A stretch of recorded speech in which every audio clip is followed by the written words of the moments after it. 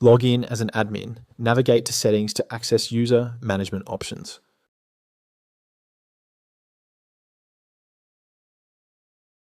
Go to Manage Users, type the name of the user you want to add.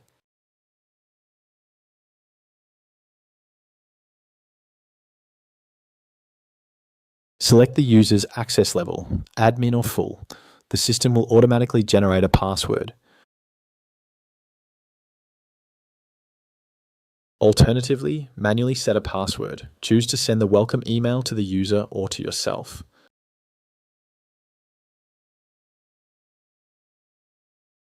Send the welcome email with access credentials to the user.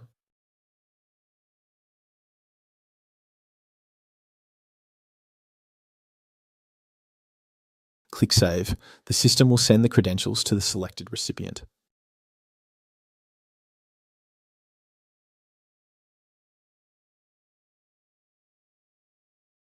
The user is now set up.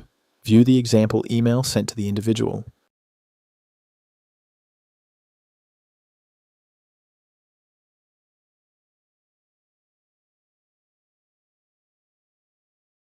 To disable a user, you can reset their password or resend the welcome email from this screen.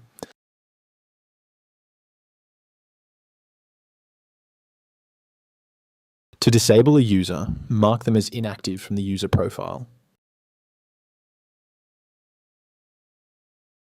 Configure user visibility settings, including options to appear in the scheduler and timesheet approvals.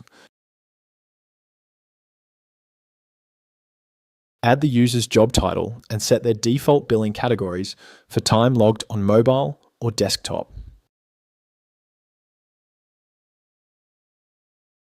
Set the default billing category for both billing and travel, along with their hourly cost for budgeting and profitability forecasting. Assign a default warehouse if needed.